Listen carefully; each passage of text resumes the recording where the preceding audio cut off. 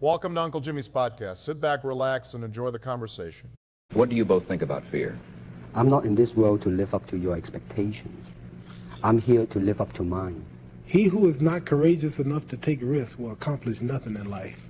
Fear is a teacher. And I don't skip class. So, good morning, good afternoon, good evening, everyone. Welcome into Uncle Jimmy's podcast. Today, we got a great guest. We got Darren Devine. That's Doreen Devine. We're going to get into that in a little bit. So it's Darren Elliott. Darren Elliott. There we go. Yeah. Yeah, I have my whole list in front of me right here. And so, yeah, we were just talking. We're getting into, politics. I'm going to jump right into it. We're going to fire away. And so, Darren, give your, give a little brief introduction to my listeners of who you are, where you come from, and a little bit of what you do. Okay. So who I am and where I come from. It's such a long and complicated story, really.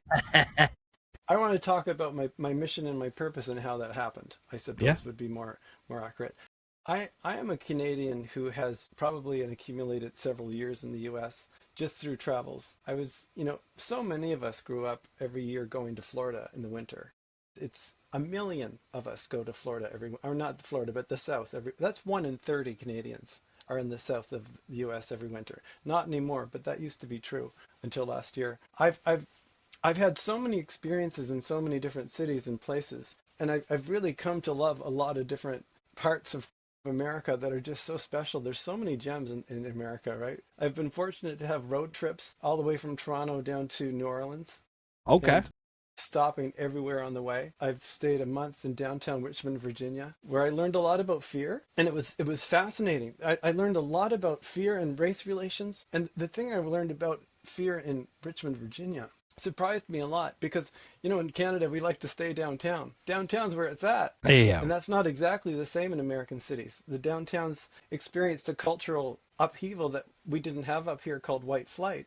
And there was, an emptying out of downtowns and a corruption of the downtown cores became, places where people didn't want to live.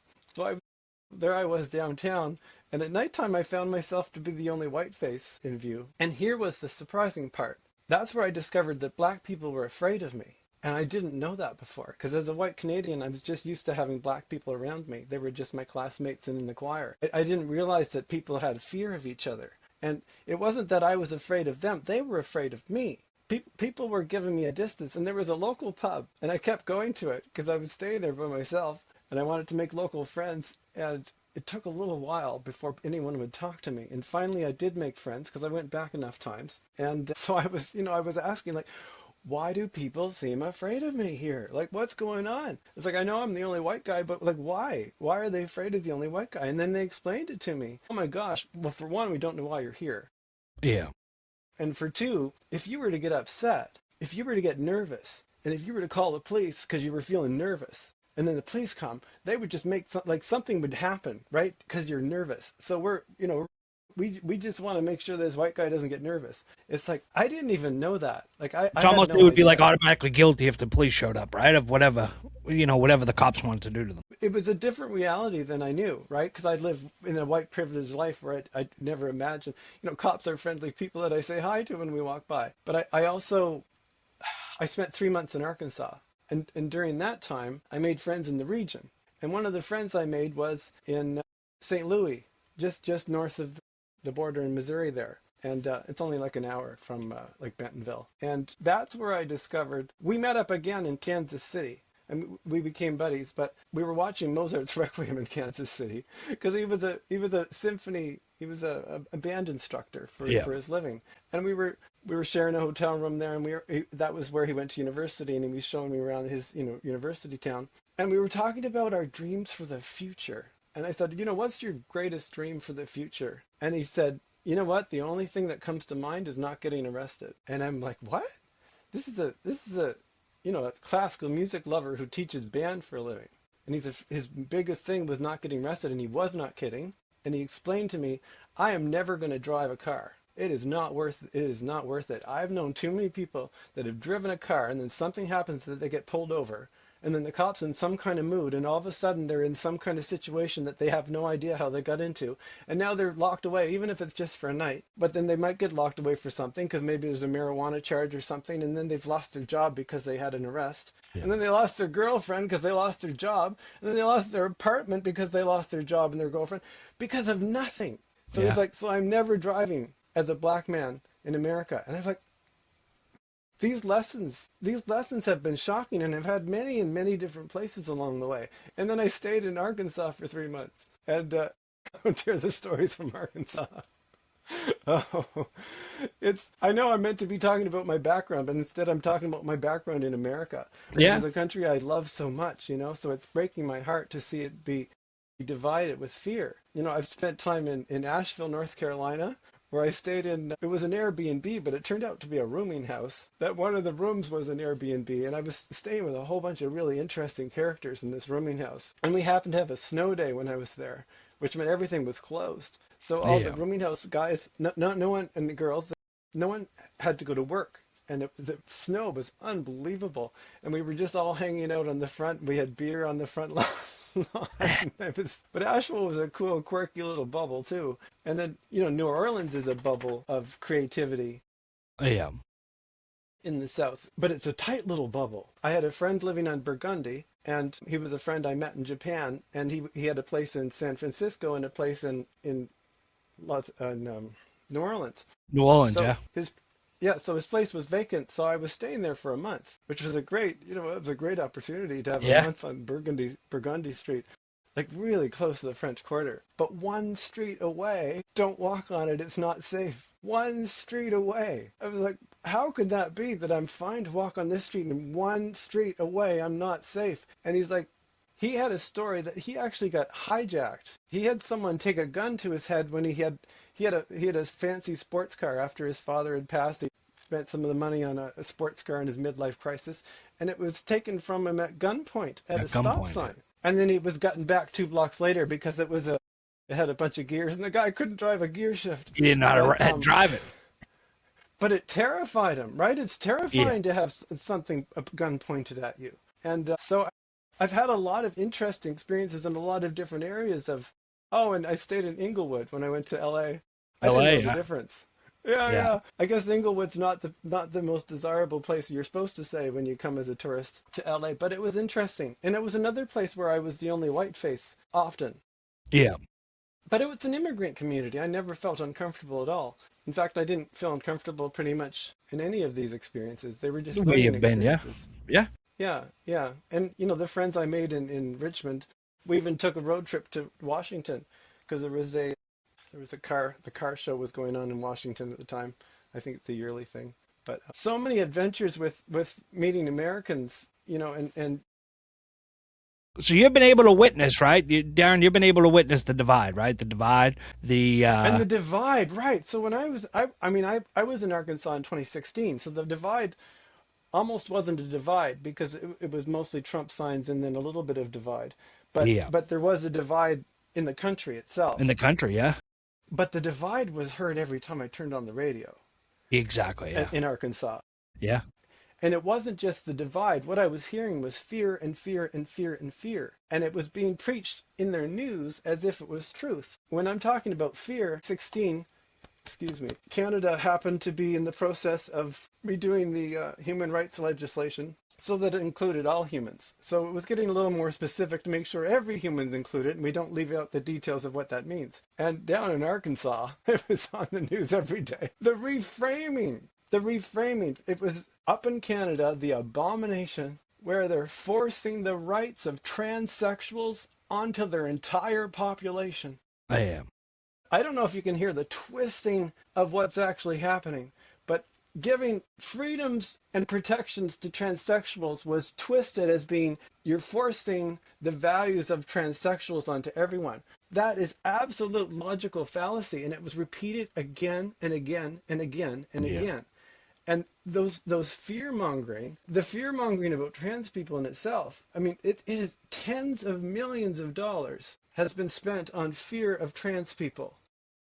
And what's the population of trans people in the States? What a waste of advertising money, firstly. promoting fear of trans people. But secondly, if they were fearful, they wouldn't have to teach you to fear them. They wouldn't have to pay tens of millions of dollars to make you afraid through disinformation campaigns. Yeah. You know, and it's become a denial of science, and that's one of the problems that's going on right now, right?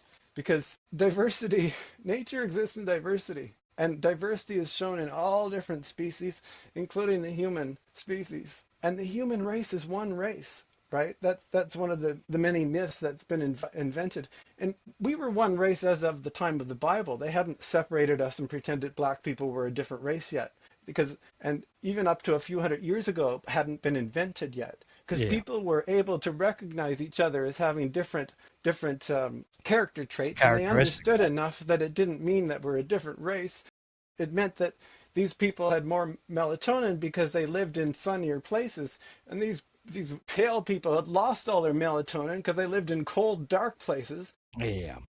It was just environmental adaptations, and we know that. Yeah. And in fact, if humans were all dogs, we'd all be the same breed of dog.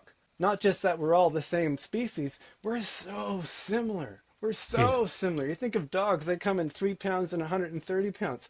We have this narrow range of who we are, and this narrow range actually of how we don't come speckled and spotted, and we come in a few variations, but very few. We're like a dog that doesn't have a lot of variety. A lot.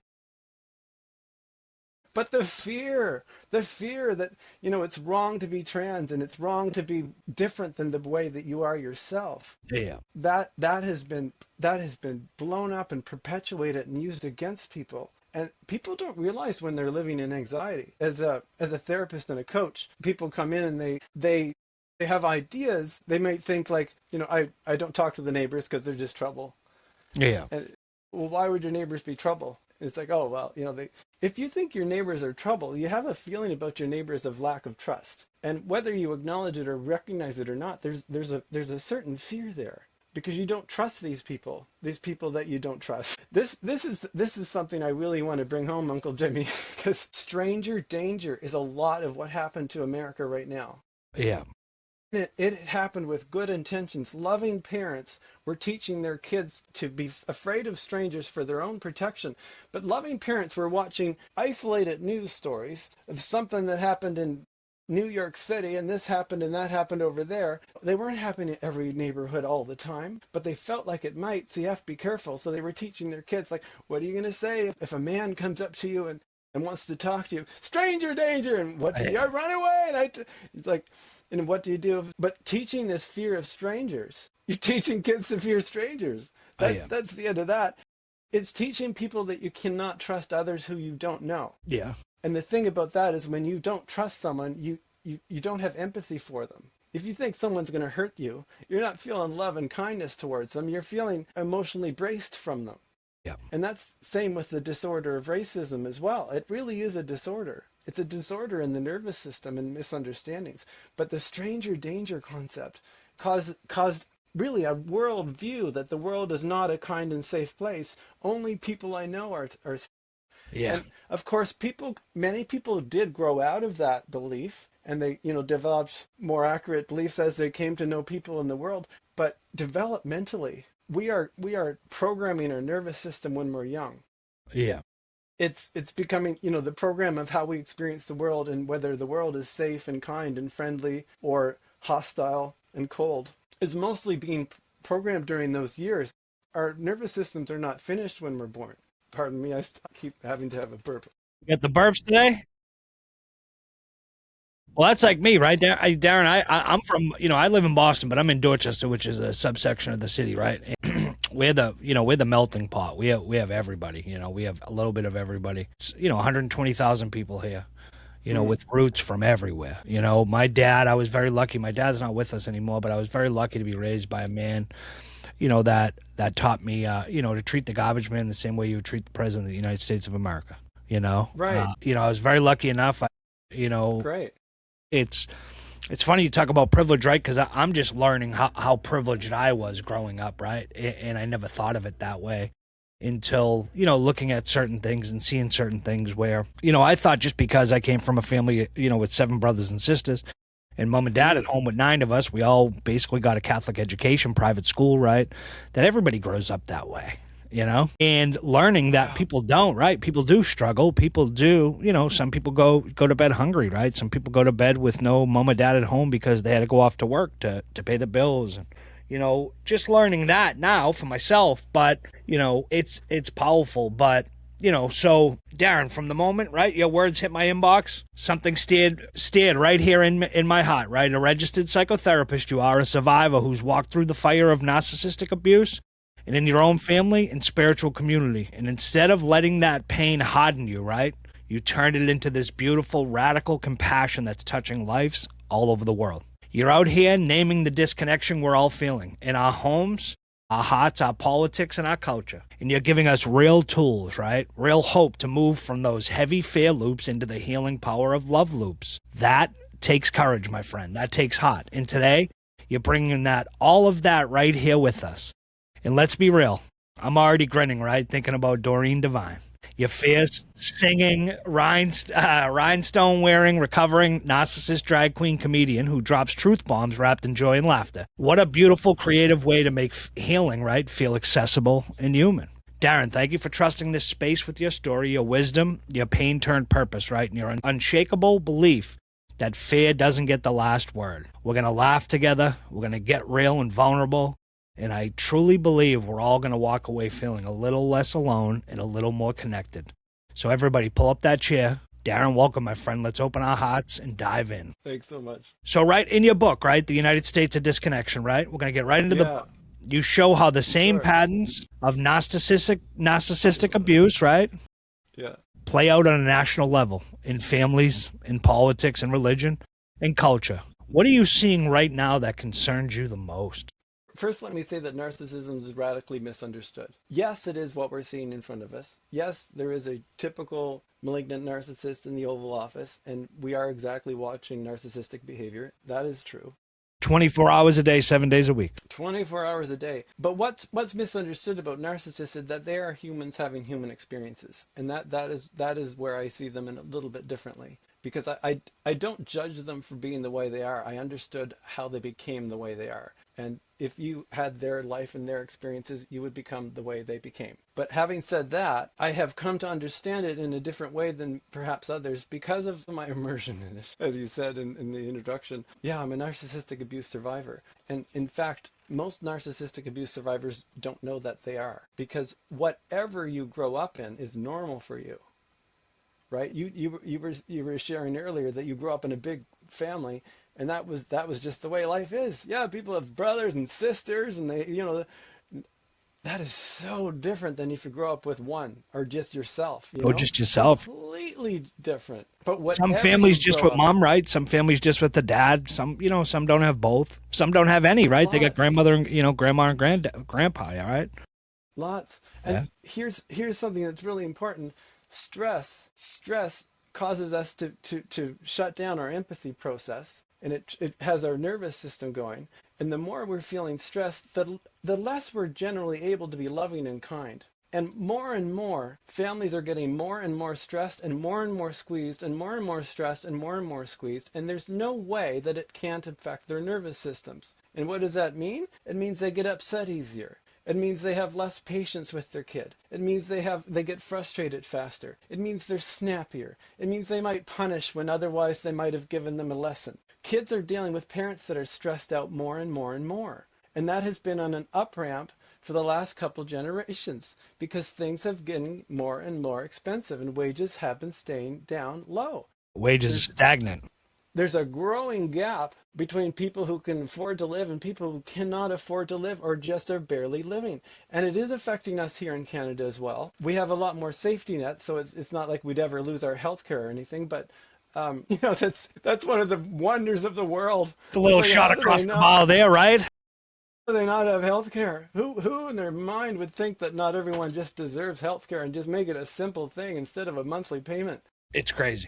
It's crazy. Every other nation, you guys, go demand it. Oh my! Darren, I've been lucky enough. In a union household and a union job myself.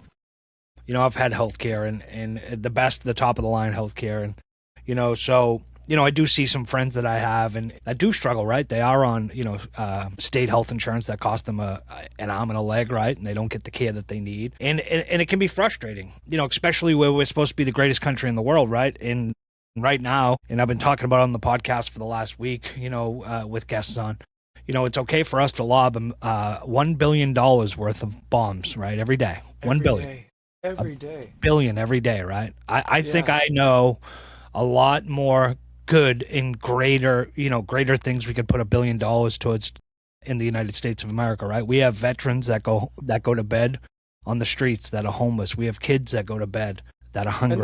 That is part of how we got here. It's a big part of how we got here. A generation, when a man came home from war, for example, and say he's a dad and a father, and now he come back from war and he's been through some things, but we didn't understand trauma until very recently. We did not understand complex trauma. And people come home back from the war. Maybe they were in a real tough situation, and maybe they saw their best friend get blown up, and they didn't make it home, and they have survivor's guilt.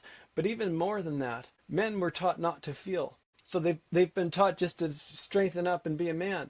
So in very many cases, they're holding it together, and they've had shallow relationships with their buddies because you're just supposed to be a man and not talk about your soft feelings. But then in the trenches, they would have had deep connections with people who they're literally surviving with, brother to brother, shoulder to shoulder, having each other's backs. So in some cases, those gentlemen came home having lost the most profound friendships they'd ever made in their lives. And they're coming home to their families just shocked, like, oh, you must be so happy to be home. Aren't you happy to be home? And they're not happy to be home. They are shocked. But what do? They pretend they're happy to be home, and they feel guilty that they're not happy to be home, but they're traumatized. You can't feel traumatized and happy at the same time. And the trauma energy gets stuck in their bodies, and that's what they didn't realize back then. You have a traumatic experience. You experience it in your body as an energy. And we humans, we evolved to get that energy out together. And our ancestors, honestly, they did it better than us. We called them heathens, but they knew how to get out the somatic energy. Our ancestors would have been fighting at the hunt, and they would have come back from the hunt all together, and they would have been jumping around the fire, and they would have been making noises. They're literally getting the energy somatically out of their body. We understand that now. People are like, oh, they're just savages. Savages are the ones who don't do that, because you become psychopathic if you keep all that trauma. They were taking care of their nervous systems using their breath and somatic resources that we know exist now. But we didn't know to give it to those veterans. So veterans were coming home, and they were doing the best they could, and they were trying not to feel, and they were trying to be okay, but they were snappy, and some of them weren't, they weren't great partners. They were short with their partners, or they weren't emotionally available. Many of them ended up reaching for alcohol to self-medicate. And as a dad, they did not have the ability to be an emotional leader. They only had the ability to hold it together, and they thought, well, I never hit my kid, so I was a good dad. So it takes a lot more than not hitting your kid, right? They didn't have the ability to go deep. They didn't have the ability to truly connect, because they were dealing with their own complex trauma. That becomes the model for the next generation. They don't know any different. It wasn't dad's fault. Yeah, he came back from war, but he gave them a model of a worn-torn person, and that became the next generation's model was basically a dad who's back from war and learns not to feel and is kind of snappy at mom. And studies show they end up reproducing that behavior in their next relationships, because that program is deep, and that's just the way dads are. And that happened to a lot of people. And then that gets magnified. The first generation looks like CPTSD, which is complex post-traumatic stress disorder. And I'm not a diagnostician, I'm just talking about the patterns. The next generation, when you have an emotionally immature parent, because that's what it becomes. Becomes a parent who's emotionally not able to go to places. For example, their wife would feel sadness, but she wouldn't be able to go to her husband with sadness because he's been to war, and he doesn't deal with those things well. And then the next generation doesn't deal with those things well either. They didn't see it happen, and it wasn't modeled for them. And they can almost only go surface level. And then the wife feels alone in her emotions. And that's what I see the most, even here in Toronto, because we're a traumatized species now. But men generally who have been taught not to traumatized from your hockey team up there. Men and women both have nervous systems, equally so. It's not like hers is a big one and we have a small one. We both have nervous systems. So men are feeling all the feelings, but they're conditioned that they shouldn't be, and they don't, and they desensitize to their feelings. But when you desensitize to your feelings, you're actually desensitizing your nervous system. And the problem with that is you're also desensitizing to joy. You're Yeah. also desensitizing to love. You can't just desensitize to fear, or, you desensitize everything and you become disconnected. And a lot of men go to disconnection instead of calm. They think they're being calm in an argument, but they've actually been absent in an argument. And the wife is like, he never listens to me. And he's like, I don't know what she's talking about. I listen to her every day. But you never get it. They don't get it when they're listening and they're not feeling with. Yeah. Because that's empathy. If you come to me crying, I will feel sadness because I see you crying. And it's like, oh my gosh, what's wrong? And that is empathy. And I'm not listening to see if I should feel sad, to see if I agree with your sadness. But if someone's lacking empathy, they're going to want to know, like, why are you sad and should I also feel sad? Yeah. That is not empathy.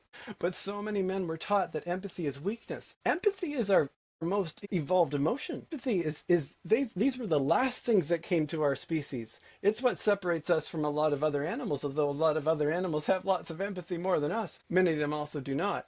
But language caused us to be able to deal with our emotions in a new way. And that's why when there was the word, that transformed who we were, because it enabled us to be able to put into words what we're feeling so that we can convey to others what we're feeling.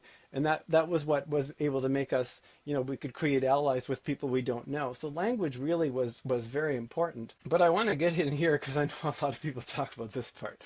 Eve comes after Adam because she was the next step of evolution. It's not because she was less than and was made from his rib. It's because the traits that we consider feminine generally are our most evolved human traits that came the most recently in our evolution. We could get by and we could hit each other, and there were lots of things we could do before we had the capacity for empathy. And there were lots of things we could do before we had the compassion, the ability to care and love for each other. Those are the most evolved. Those are our best qualities, not our weakness. But that is something that modern culture is not. Well, when you have a traumatized culture, it's not valued by people who can't do it. Yeah. It's not someone's fault when they had that model where they were taught not to feel and dad didn't feel, but they think, well, I don't feel that, so it's not a good thing. It's like, no, that's your trauma. And that trauma can be healed. Most men need relational skill practice, and that's real. Just like soccer, I say this a lot. You don't get great at soccer by not playing soccer. You don't become emotionally mature by not feeling your emotions. Your either. emotions, yeah. They need to be things that are just messages for us, and they don't feel like they're going to take us over. So I get talking. You ask me one little question, and I'll go on for 2 hours. No worries at all. So, Darren, how can we start choosing love and empathy, right, when society keeps teaching us to fear and divide from one another? For one, so I was talking about how language moved our species into a different thing. We need to be able to name what we're feeling, for one, because that's how we deal with it. See, when you're feeling upset, you got to pause and notice, like, oh my gosh, my chest is really tight, my stomach's tight, my heart's racing, and you notice your condition before you have a reaction. What's happening is people feel the nervous system and they're immediately reacting on it. And that's where we go wrong. We need to learn that, when we're having a big nervous system reaction, we're actually going into fight and flight mode. When we go into fight and flight mode, we're turning off the frontal cortex. When we're doing that, we're losing our humanity. And then we're acting without our humanity. And the things we say and do when we're angry are not true. And that is something that people get wrong. They say, oh, he said it was angry, so it must have been true. No, he said it when it was angry. Therefore, it was not true, because he said it when his brain was turned off. It came out of his lizard brain that was running the show in that moment. Doesn't make it okay. But it also means he probably didn't mind it in his actual rational brain, where he knows that you're the person he loves. But that is something that we're dealing with as a bit of a crisis right now, is the polarization of the mindset, where it's good or it's bad. And we were talking about stranger danger. Yeah. How a generation were taught to fear strangers, and the damage that has when you don't trust others, because you feel so much safer in the world when you feel trust for others. We're supposed to, as human pack animals, we're really just supposed to love each other. We really are. We're supposed to treat others the way we would treat ourselves, and the way we would want to be treated.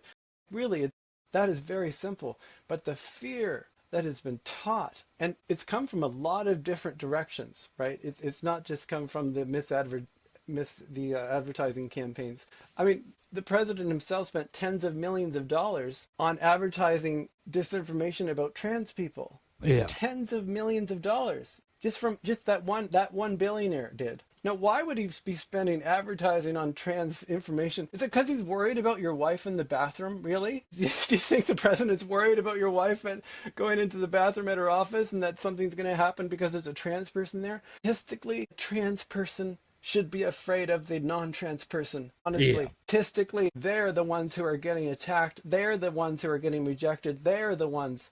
And it's absolute opposite land. Trans people should be afraid of you, not you of them. You of them. They are literally the most marginalized people in society just trying to get by. And nature exists in diversity. Diversity is just a part of nature. And we are a part of nature. And we do not exist in black and white, he and she, good and bad. Those polarities are emotionally immature polarities that have become common. And it's part of the narcissistic system. We are good, they are bad sort of polarity, which is a toxic belief that is way too common. Because when you think others are bad and we are good, it enables abuse of the other. When you think others are bad, it dehumanizes the other.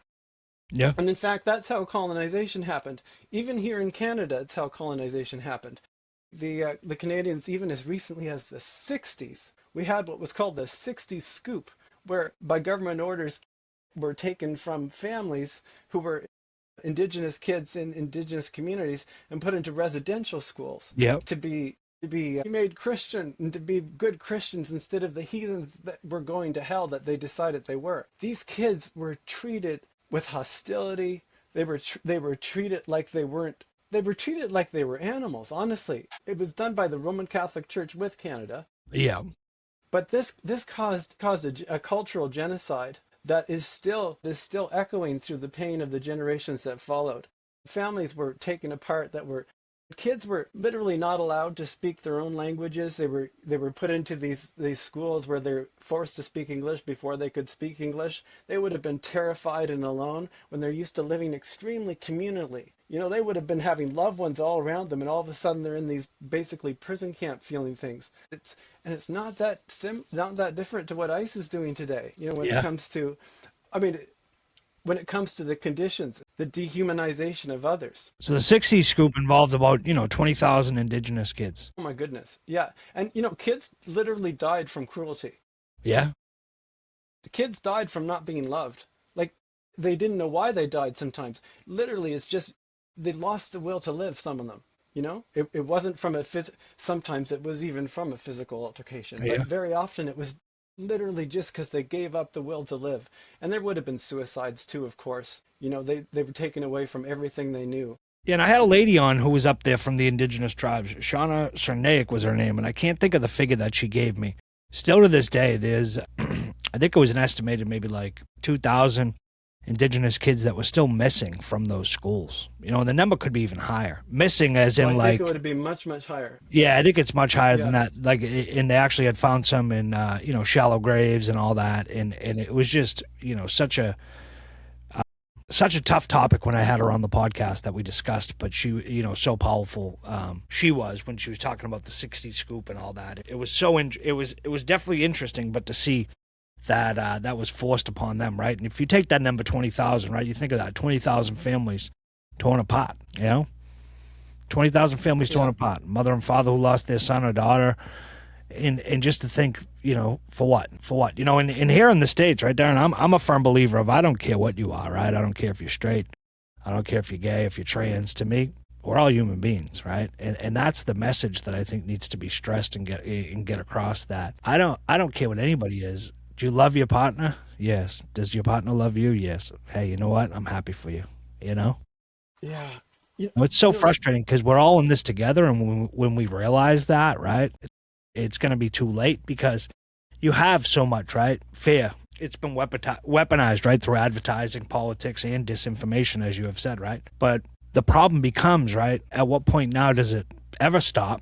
Because it seems to be the way of, the political system now here in the States. That's the way to do things, right? Fear, conquer and divide, right? And both parties need to get away from that, and they need to stop blaming each other and pointing fingers at one another, right?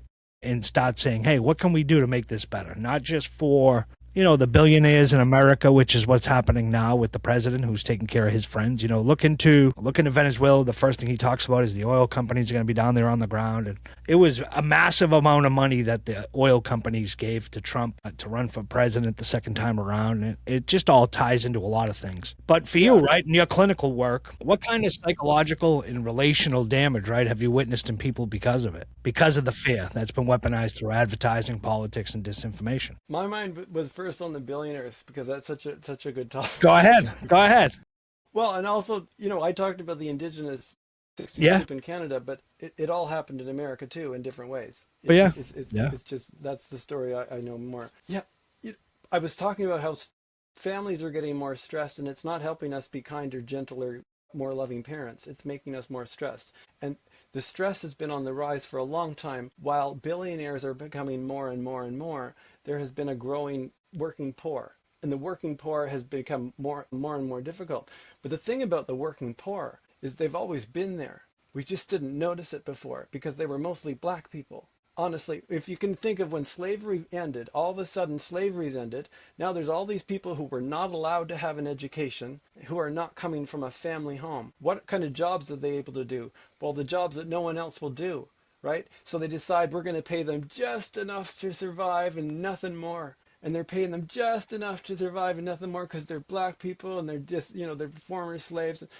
And that slave wage never went away, but that class of people grew who were doing the service jobs, and the class of people grew because as black people became educated and started to have freedom to actually have a life, they started having different types of jobs, and then those jobs started getting filled by white people as well. And the more white people starting to work slave wages, the more they started to scream about it. Black people are like, we've always been paid. It's been happening for the minimum wage in the United States is unbelievable. Crazy. No one could live on $7 an hour or $7.25, or you can't live on $20 an hour. Seriously. No. It's our living wage isn't enough either, but it's 17 something. But you can't live on that here either. It is also too low. Well, again, and back to the billionaires, right? Every single time you turn around, there's a new billionaire. But then the gap between the rich and the poor, right, continues to widen. And what happens is with that, the middle class gets eliminated, right? There is no, next to no more middle class, right? And what happens is the middle class is the one that, in the poor class, we go out to work every day, boots on the ground. We make sure your trash is picked up. We make sure your trains are on time, right? We make sure everything's done in society. And if you keep alienating these people, right, like my biggest fear in the States right now is you have all these ICE going around city to city, taking out all the, illegal immigrants. And my problem with all that is that the United States needs to come up with a plan, right, an action for illegal immigrants that are here in the States right now that have been here, that go to work and are productive people, right? They need to come to a path to citizenship, right, that they can stay, right? You have some people. There was a guy who was talking about they were shipping him back to Panama. He hadn't been to Panama in 30 years. Like, what do you think he's going to do there, Well, and it's senseless for your economy. It was always a lie that the migrants were taking your jobs, and it was always advertised by billionaires that the migrants were taking your jobs. Yeah. In fact, the migrants have been lifting up American standards for you by taking some of the slave wage jobs that no one else could possibly work. Because you don't want to work 14 hours every day picking fruit in the heat and then make a wage that you literally cannot pay rent with anyway. It wasn't that Americans were too lazy to work for those wages. It's that you literally cannot live on them. People come in who are so desperate, but these people who are desperate, they're almost all family people. They are, it's the reason they've come over. They're trying to support their wife and kid over in Mexico. They are family people who are coming over. They're sacrificing themselves and putting themselves through having no life at all, living on a farm in a place with a bunch of other guys doing the same thing. They are not rapists and murderers. They are people who love their families so much that they're sacrificing their own life to be over here doing grunt labor and not getting a real life. And when I was staying in Arkansas, they were working in the chicken factories, and they were working in the fields, and they were working on construction crews. And if they weren't working on construction crews, your homes would have cost $700,000 like they do in Ontario. Like exactly. That is why they could buy a home for $250,000. It's because half the workers are making not enough to live in that home. Yeah. And it's not fair. And then to be accused of you're taking our jobs, they were not taking your jobs. But now we're going to see what jobs they were filling in many cases because In of many the cases, crisis yeah. it's going to cause in the agriculture and in some of the factories where suddenly they don't have the labor. Yeah. One of the biggest things But there's people a forget here in crazy the plan. States, one of the biggest things people forget here in the States is that President Obama, when he was president, he deported about 3.5 million illegal immigrants, right? But he did it Right. quietly, right? He did it quietly, but he did it the right way. He went after the drug dealers, the rapists, the murderers, right? Not the person that's going out to work every day and providing for their family. Not the person that's, that's here for the right reasons, right? And you don't see that in the media, right? The only time you want to see it is when they portray it and say, oh, President Obama did the same thing. No, President Obama wasn't about shows, right? Or putting on a show of theatrics like the current president is. And I always say when it comes to Trump, right? It's always when he does something, right? Say, for instance, with ICE and sending them to different cities to deport illegal immigrants, right? Now, it's more of like the man behind the curtain, right? What is he up to now? Because he's just trying to distract the American public from, something else that he's up to. Yeah. Yeah. You know? I keep talking about stress and fear, and people don't realize when they're living in fear. They just know they're braced. So especially men, they don't realize they're living in fear, but your nervous system's actually taken in fear. And if you're living if you're feeling stressed out, that's fear. That's Yeah. we're not calling it that, but your nervous system's like this. People have gotten so used to it. And one of the things that comes up is the guns. Because if I consider how safe I would feel if I had a gun in my pocket compared to how safe I feel when I don't have a gun in my pocket, I can tell you that I feel less safe with the idea of a gun in my pocket because now there's something in my pocket that could do damage. If I feel more safe having a weapon to protect myself, that is showing a level of mistrust for my surroundings. That is showing a level of anxiety that I don't know that I'm already living in. I'm already this much anxious. So if I'm already this much anxious, I only need to go this much before I'm going to pull the trigger because I'm already anxious. So we don't realize that not trusting others is actually the trauma. We are meant to love and trust each other and create safe communities. And the gun violence. The gun violence is so overwhelming. And that in itself, when you're a child being taught to hide under a desk in case there's a shooter coming in your room, Yeah. and when schools need to lock the doors, it's so different here for that, right? It's so different. I've never in my life imagined I would get shot walking out. I live downtown Toronto. If I go at the door at 3 a.m., it doesn't occur to me ever that something would happen. It just doesn't even come across my mind, except that there's some trans fear now. Yeah. There's and that paid fear, those paid fear campaigns have crossed the border a little bit. They've come up here too, because I mentioned you mentioned my character Doreen Devine. Might as well bring her up now. I became Doreen for a number of different reasons, but she was born on my 50th birthday. I'm 52. So she's a young drag queen, really, but she's a mental health queen. But she was born for a number of different reasons. And one of those reasons is because drag is under attack in certain conservative communities. And drag is under attack because it represents the culture. It's not that putting on a dress and performing is necessarily feeling dangerous to people, but it feels dangerous to people that it's so visible and it's getting popular and now it's okay. And now RuPaul's popular, and the fear campaigns that they're going to make your kids gay and they're going to make your kids trans. The lies that were always Crazy, lies, isn't it? Lies that your kid could come back from school and he decided he's going to change his gender. Ridiculous. There's an inherent sense of who we are, and I come from that background myself. I came from a Baptist background, and in high school I went to an evangelical youth group. And as I developed as a young man, I started to feel same-sex attraction. Yeah. And wow, was that upsetting to me. I really did not want that to be true. And I was able to pretend it wasn't true, and I had girlfriends, but then they'd want to do something, and I'd be like, and I'm like, oh no, I'm gay. But I was so afraid of it, and I was so self-loathing because I was told it was an evil thing to be. To do, yeah. In high school, I tried to commit myself. I tried to kill myself in high school. And I really thought I was evil and wasn't worthy of living. Wasn't worthy and I was a loving and kind person, And, yeah. And there's the toxic belief that others are evil is a toxic belief. Yeah. It truly is. But when you apply that belief, you will traumatize them, and traumatized people do traumatize others. Yeah. And so, the mental health. It's almost like hurt people, right? Hurt people do hurt people. Absolutely. Because because when something bad has happened to you, now it becomes something that people can do to me again, and it's very real to you. That's why when someone's raped, it sort of changes their world. Now they live in a world where rape is real to them, and it wasn't real to them before. That's why the Me Too movement was so moving, because it's like changes who they are as a person. It's more, it's not just an event. It's not just something that took an hour on a Saturday. It changes the world for someone. Yeah. The way they take back control, right? They take back control of their life. Well, where now it's a world where this can happen. Yeah. This horrible thing can happen to me. It wasn't real before it happened. Yeah. It's like, you're not going to miss chocolate if you've never had chocolate before. Exactly. You're not going to fear something that's never happened before as much. So, Darren, you mind if we take a quick break, just so I can go to the restroom? Sure. Okay. I just got to play off the music.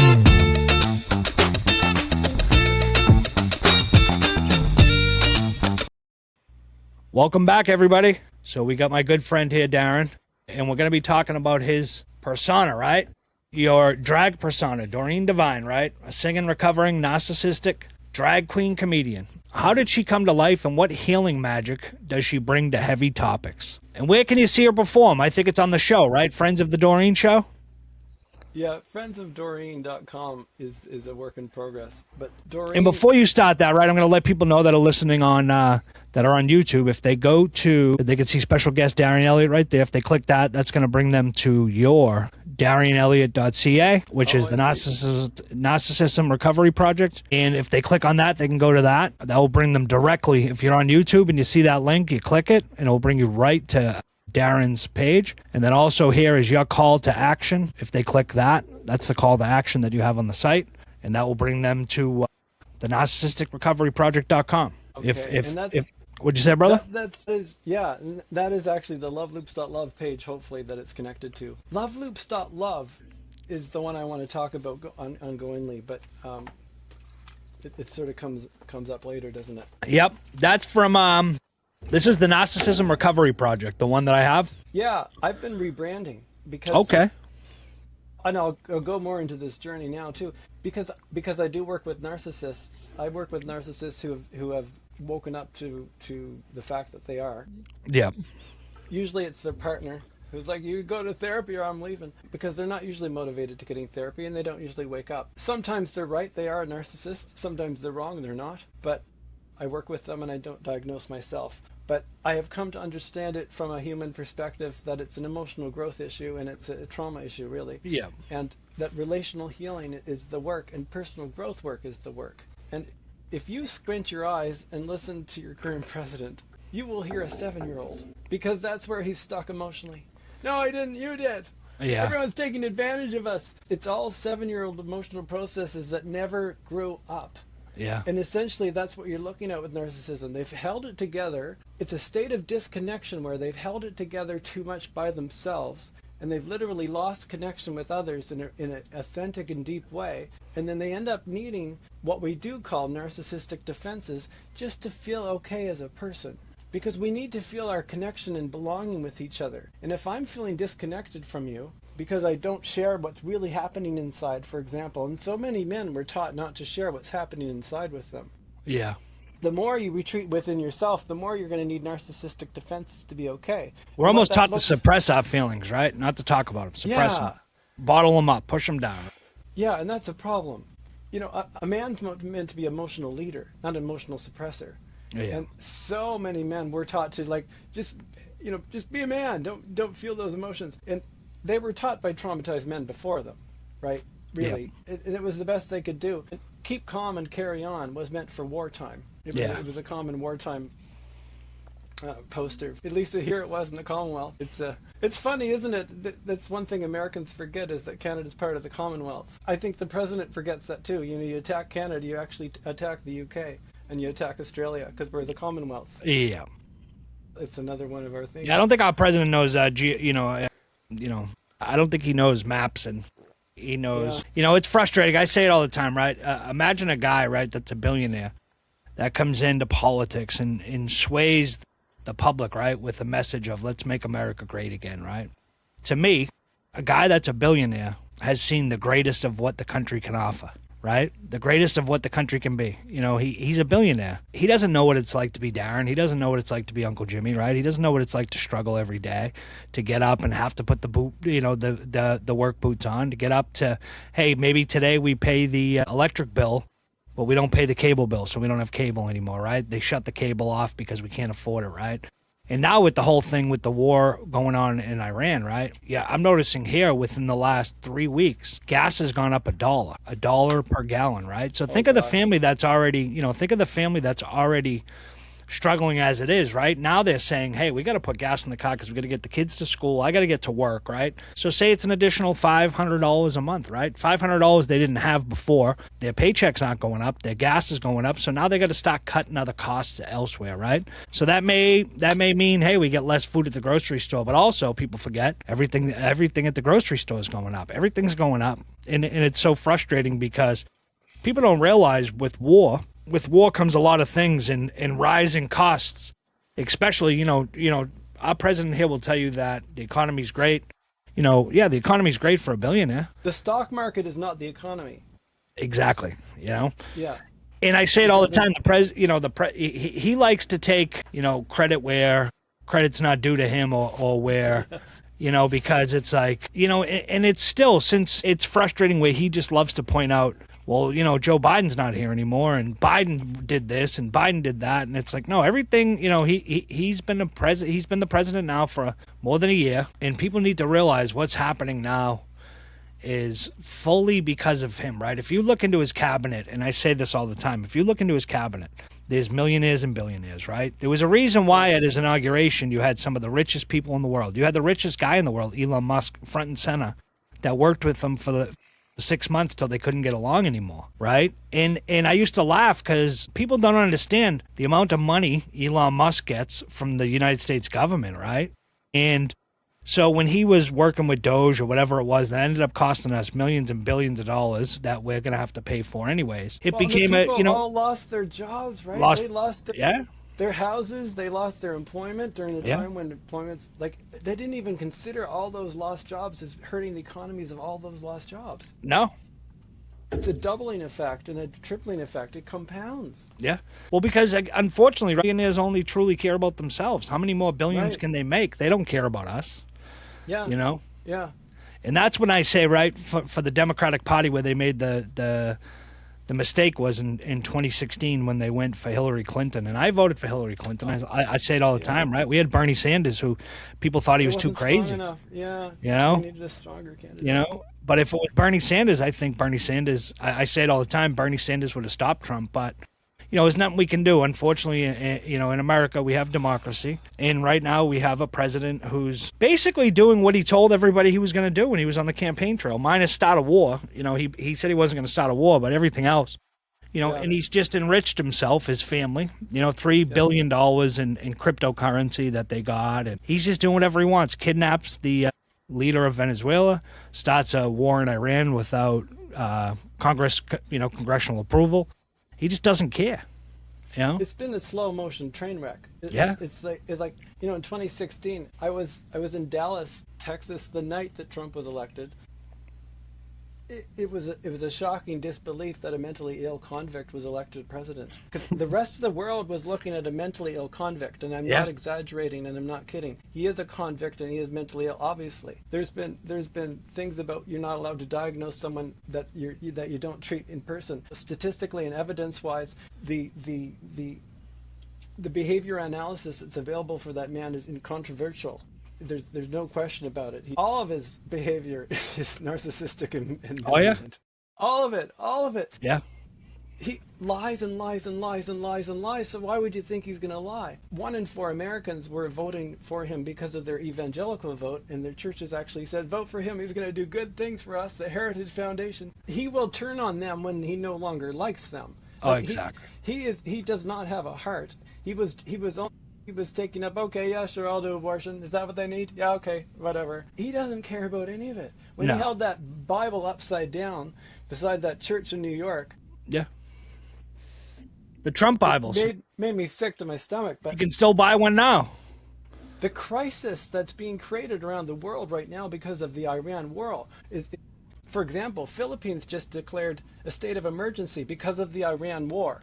Yeah. Right? It's I saw affecting people. countries all over the world. And there's going to be a huge food crisis if the strait doesn't get opened, because lot of fertilizer comes through that strait. Yeah. And it's exactly now that they need it to be planting crops in a lot of different places. They could lose a whole crop season in a lot of countries because of the Iran war. Well, I was reading too. This is destroying a lot of the world. I was reading too. It's only been shut down for 10 days, 12 days now, whatever it may be officially.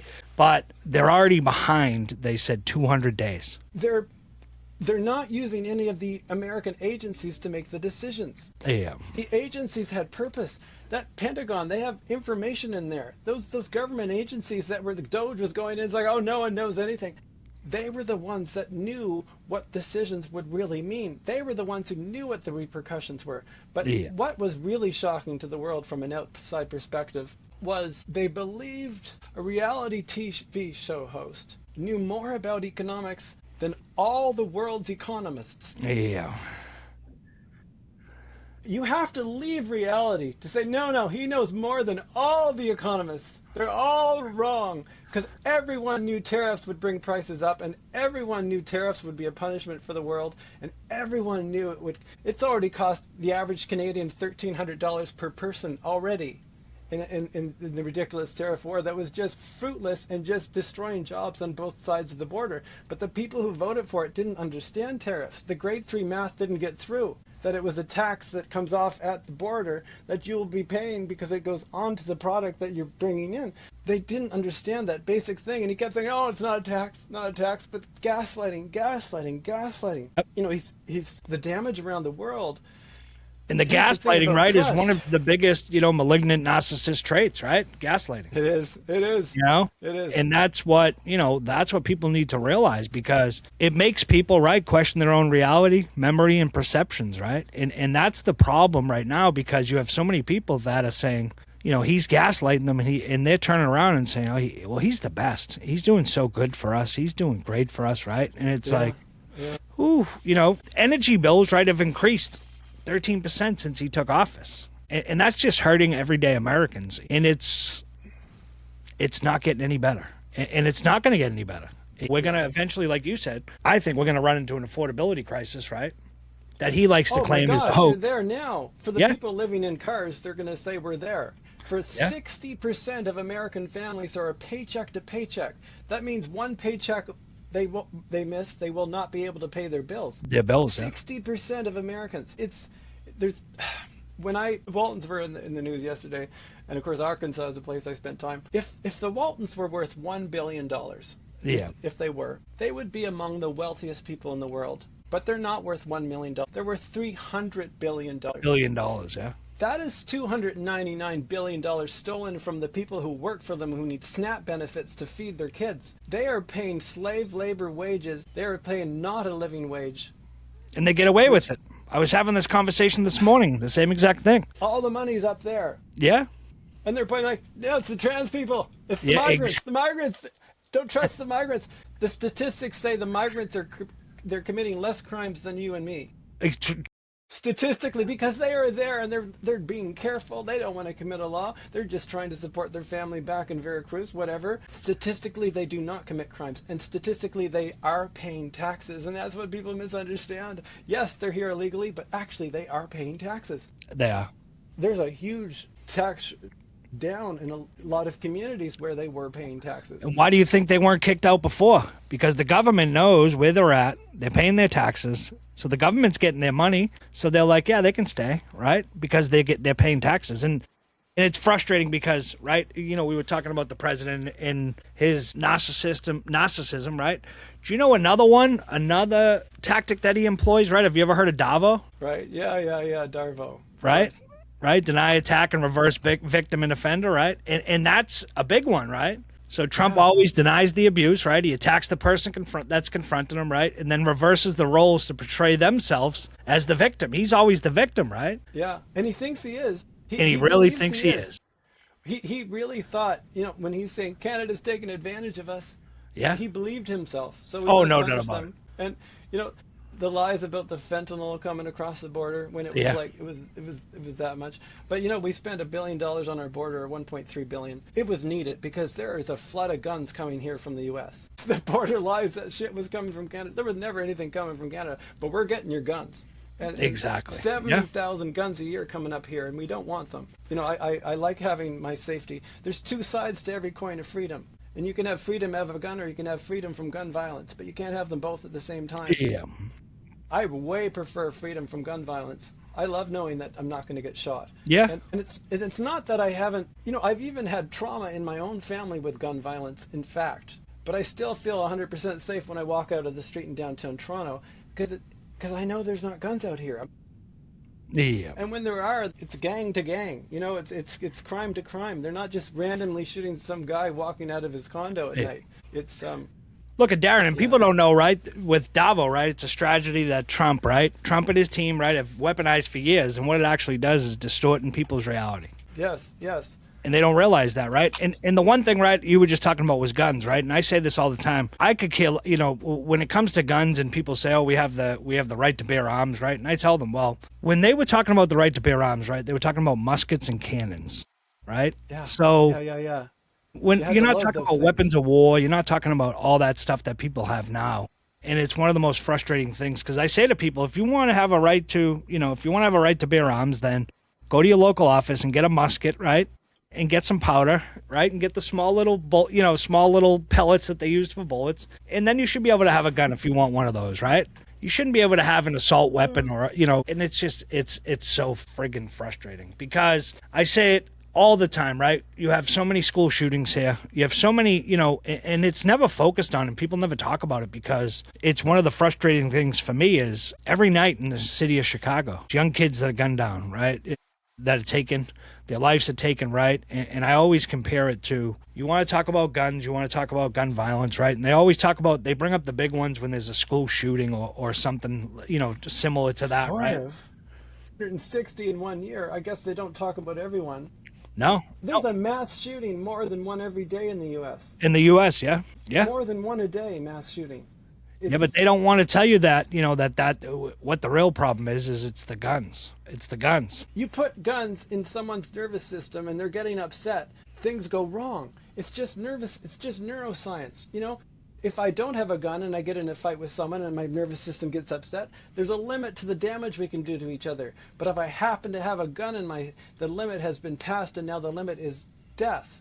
That's why we're allowed to have guns in Canada. It's not that we have no guns, but the gun controls are much, much stronger. The guns make sense. You can have guns if you want to go hunting, but you're not having a gun to hunt people. No. It's not the purpose of the gun. So you don't need one that looks like this, because why would you need that? You're not hunting a moose with that.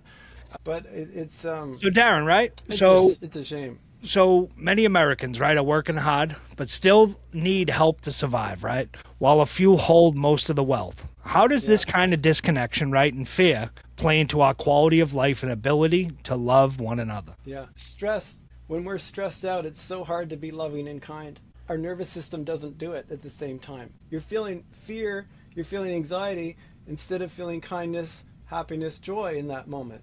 So you can't be feeling fear so much at the same time. It's affecting dinner tables. It's, you know, people are coming home from work, they're exhausted, and their own kids have emotional needs and they don't have anything left. They're emotionally drained, and then they're snappy with the kid and they're not giving their family what their family needs. We're seeing teachers quitting, even up here in Canada, because it's just too draining right now. You know, the pandemic really hit us. The pandemic hit everyone in a mental health way, right? And mental health got worse during the pandemic. And the mental health of children reflects the mental health of adults. And when you're living in a really stressful world and everything's going wrong, and then, you know, maybe the last thing that happened at home was mom was yelling at her, "Don't be late," and blah, blah, blah. And the kid goes into class and, you know, they're like this, and then they hit their friend when they get angry, and then the teacher's trying to stop a fight, and then the teacher's trying to calm this person down, and the teacher's doing this. Teachers statistically are spending more time regulating their kids' nervous systems than they are teaching. That's statistically. They're spending so much time trying to deal with conflict and problems and issues that they were supposed to be teaching. Yeah.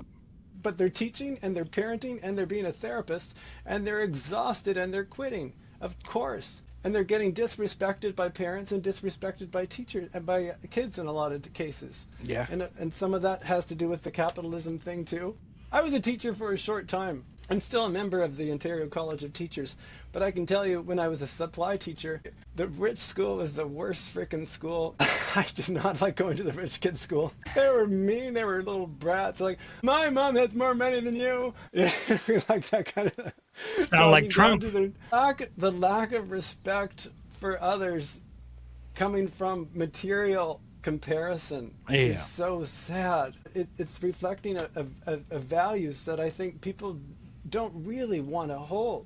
But the keeping up to the Joneses mentality, it's something that sprung from the emotional immaturity epidemic, which comes from having so many people coming back from war that have been traumatized and become traumatized dads and parents. Yeah. Going to war has repercussions, and especially with Americans who are good at bringing them back. They're not mostly going off and dying like in Russia. They're losing 2 schools of kids every day, right? They're losing so many Russians are dying right now.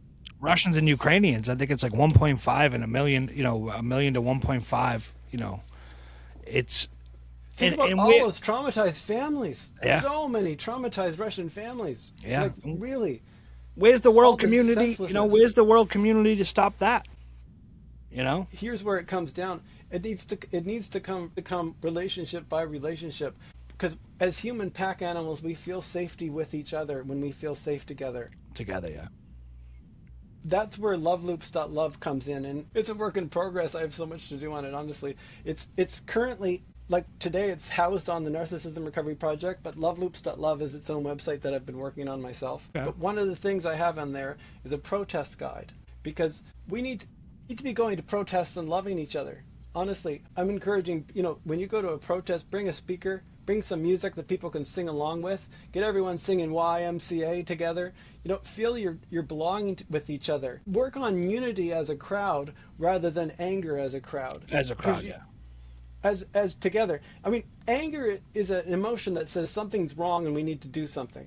And we listen to that anger and we process that anger and then we go to the march. But standing there in anger is not going to help something, it's just going to dysregulate your nervous system and take you down with cortisol. So I'm saying, you should be angry, but calm yourselves down and support each other and give each other hugs and sing Kumbaya arm in arm as you're standing there at the protest. Like, honestly, love is what needs to win. Yeah. Truly does, because fear is winning right now, and they're trying to, like, the brown community is being terrorized the way that ICE is working, and that fear is controlling, and it puts people against each other, and they know that, because when I'm in fear, I'm not going to trust this person or this person or this person, because I'm already feeling fear. Yeah. And that's part of the trauma of racism too. But so we need to learn to love each other again. We need to learn to trust each other again. That's going to take, if you live in a building, it's going to take knocking on the neighbor's door who you've known for 4 years but don't actually know, or the person who's down the hall you know they're there but you've never said hello to. We are supposed to know our neighbors. For one, your happiness quotient will be higher if you introduce yourself to your neighbors. So do yourself a favor and introduce yourself to your neighbors. And starting there, on loveloops.love, you can download things like a potluck guide. Because people are like, oh, I don't know how to do it. Well, then here's a guide. Yeah. Download this free guide. Knock on a few neighbors' door and say, hey, let's have a potluck next Thursday. Everyone brings something different. And you start talking with your neighbors and you start getting to know each other and you stand together and you feel safe together. We feel our safety together when we trust each other. People need to feel their safety. We need to create little bubbles of safety in our buildings, in our communities, in our churches, in our schools. And that comes by reaching out for each other in meaningful ways.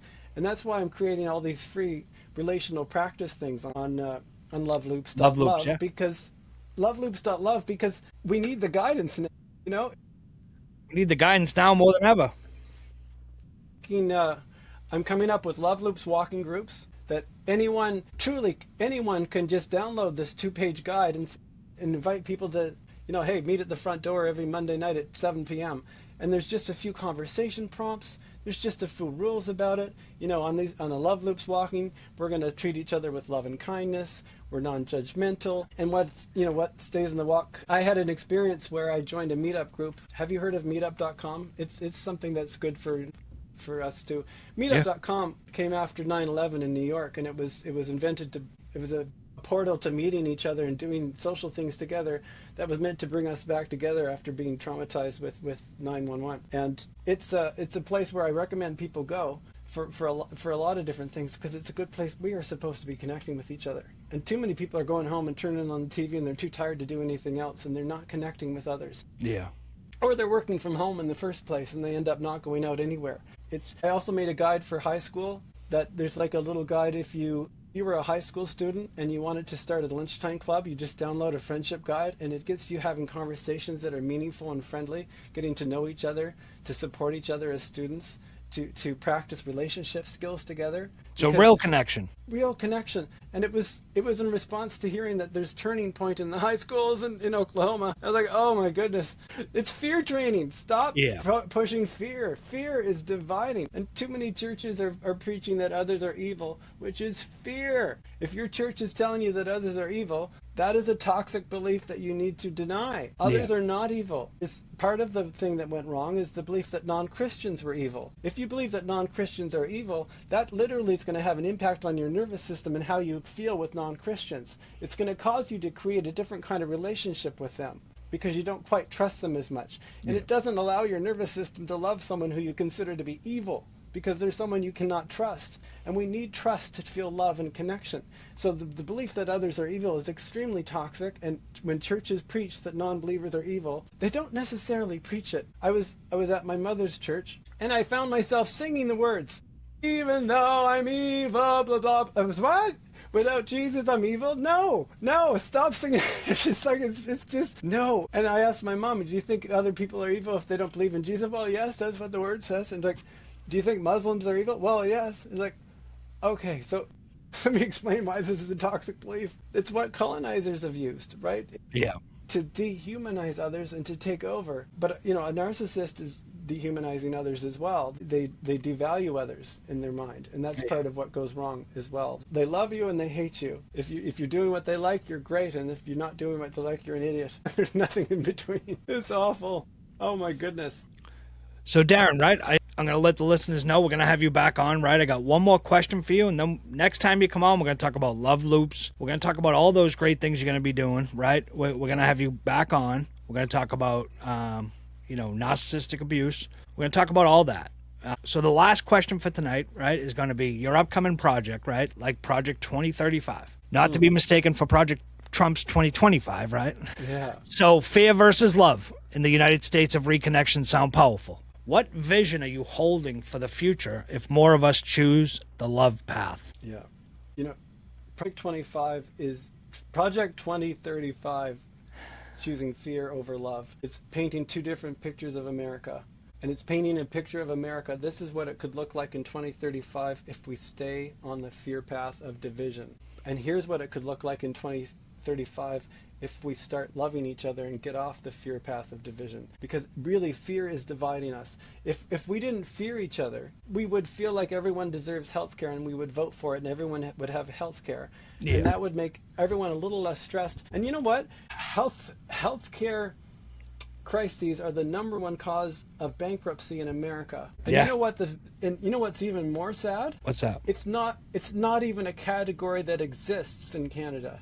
It doesn't exist. There is no one who becomes bankrupt because of medical bills. It's not even in the forums. It doesn't exist. And it doesn't exist in the UK, and it doesn't exist in Sweden, it doesn't exist in Norway and in Denmark. Most first world nations don't have that issue. You're being preached at that we're the most free nation in the world. Well, on the lists of quality of life, you're ranking 28th and 17th. Yeah, we're all the way down. Even though you're the richest. The richest doesn't matter if the richest are all going in the hands of those people. Exactly. There needs to be a cap. Honestly, there needs to be a cap. And the taxes need to be governed by the people, not by the billionaires paying off the people who are in charge. Taxes need to level out. Honestly, no one should have $300 billion or even more. I mean, it's ludicrous. And it really is on the backs of the people doing the work. And The work Not is only that, the cuts that happened were so incidental, and people didn't understand the devastation. USAID saved you 86 cents this year by cutting it. What are you going to do with your 86 cents? Did it change your life? nope. Tens of thousands of people have already died because of USAID being cut, and it saved you 86 cents a person. These cuts were just disgusting, and they were not relevant to the budget. They were little irrelevant cuts, like taking Medicare from migrants. The amount of the budget spent on the Medicare for migrants was like a fraction of a percent, and it only happens in emergency rooms because, like most countries, America wasn't denying service in an emergency room whether or not you had insurance. They weren't going to let you bleed out on their floor, and that's human. And that budget was tiny. It was such a tiny fraction that people were finding, oh, they're using our health care, so we don't want to have health care. They were using that much of it. And even if they weren't, do you not care about your fellow humans just because they're brown or because they came from, because 70% of the people that have been arrested and detained in crazy ways have essentially been innocent. Many of them already in the system. Most of them already in the system. There's like a 30% that were legit. And the rest of them were not legit in any kind of way. But even if they were, the inhumane way that it's being treated, the world's looking in with horror. Yeah. Americans don't realize it's not just your groceries that are going to go up. America is going to be paying war crime money. There's going to be crimes against humanity that are happening right now. Right now, there's people at the edge of death in Cuba because of sanctions, and the rest of the world's looking at it like, what a crazy bully, not allowing these people to have what they need to survive. The 1.2 million operations that usually happen in Cuba is down to 700,000 operations, and people are going to die because of that, because they're having severe power shortages and severe food shortages because of America embargoes. We Canadians, we love Cubans. We have lots of Cubans, and we go to Cuba on a holiday, right? I was to Cuba 2 years ago, and I met a lot of Cuban people when I was there. They're wonderful, warm, friendly people, and they're hungry now, and they're in the dark because America said no, and they stopped other people from bringing them what they need. These are crimes against humanity, and the war on Iran, it's already impacting the whole world for one. It's already caused even the Philippines to declare a state of emergency because of the oil disruption that they're having from the Strait of Hormuz. Yeah. It will cause a food crisis shortage if crops don't get the minerals that they need coming from that strait as well. There's just so much damage coming right now from this administration. It's probably the biggest damage that we've ever been measured already. And it's not going to get any better. It's going to get worse. It's getting worse, and prices are going to go much more up because he's not being stopped. He needs to be stopped. The fact that he wasn't impeached the first time he murdered a bunch of people in a boat. With anyone else would have, the fishing boats that get attacked and murdered even though they don't know exactly who's on them. Yeah. Those are war crimes. Yeah. Those are war crimes. Those are against international law, right? Those are people that are being murdered. It's the rest of the world really is looking in with shock and horror and fear for the American people that so many atrocities are being committed in your name. Well, Trump tells you he don't care, right? He's going to do what he wants. He doesn't care. He doesn't care. Americans are Americans first, and that's what needs to be remembered. Yeah. They've become on different teams, and it's us and them. And that us and them is what a narcissist does. Yeah. The narcissist pulls you into their story, and he puts you against each other, and they have done that. The billionaires have done that. Successfully, If you supported each other, you would vote for things that support each other. You would do what... You would follow people like Bernie Sanders, and you would vote for people who are going to raise your minimum wage to something you can live on. Yeah. Instead of thinking, oh, they don't deserve it anyway. The misinformation is coming from the top. It really is. And the algorithms are another problem too, right? Because we're living in separate realities. When I was growing up, I'd go to school. Here in Canada, there was like, the CBC News was like the thing most parents were watching. There were only a couple of news channels to choose from, and we were all pretty much seeing the same things. You'd be talking about the same things. Or you all watched Friends, or you all watched Frasier, and you're talking about it at school. Oh, did you see Frasier yesterday? Kids have nothing to talk about in common anymore. Nothing. They're all streaming all different things, and they go to school. They don't even know what to possibly talk about with people because it's like they don't know what they've streamed yesterday and what streaming device. We're losing our commonality, and we're losing our shared reality. And the algorithm of our doom scrolling, what I'm being shown and what you're being shown are two totally different things. So my world's expanding over here and your world's expanding over there. And when you live in different worlds, you can't connect. We're going to have to put down those devices and start knocking on our neighbors' doors. Yeah. And we're going to have to start creating Love Loops cafes where people feel free to come have conversations together. So that's one of the things, is just giving conversation prompts that we can sit down and have meaningful conversations with strangers. I've had so many fun conversations with strangers around America. The first one that came to mind was sitting on the subway in New York City. And the woman beside me just telling me about her husband and what she did, and just talking like I was her sister, you know? And I love it. Yeah. I love that. Or being at a table in New York City and you're having a conversation and all of a sudden the couple next to you joins it. Yeah. And they're like, oh, I don't like that at all. They don't have the filters. I like that. Yeah, that's I how it really should be. do. Real connection. You know, real connection. I feel like New Yorkers don't fear each other as much as in some places. No. They live on top of each other, you know, they're just sort of live and let live. And Oh, yeah. I So, spent a few months there and loved it. Darren, wow, right? Sitting here with you today has been such a gift. You brought so much heart, honesty, wisdom, and yes, even some laughter. You didn't just talk about moving from fear to love, you showed us what it looks like and feels like in real time. Thank you for sharing your story, your clinical insight, your creative joy, and your deep hope for all of us. You reminded every listener that we're not broken, we're waking up, and we can choose connection over division, love over fear. To everyone listening, go check out the United States of Disconnection, the Narcissism Recovery Project, the free Love Loop resources, and everything Darren is creating. There's real healing and practical help waiting for you there. Darren, brother, the door is always open here. We definitely need to do a part 2, or maybe even 3. There's still so much more to explore. Thank you for the warmth, the truth, and the hope you left on this podcast today. Until next time, this is Uncle Jimmy. Stay real, stay resilient, keep choosing love, and keep choosing each other. We'll see you on the next one. Take care. And Darren, thank you so much for joining us. Thank you so much.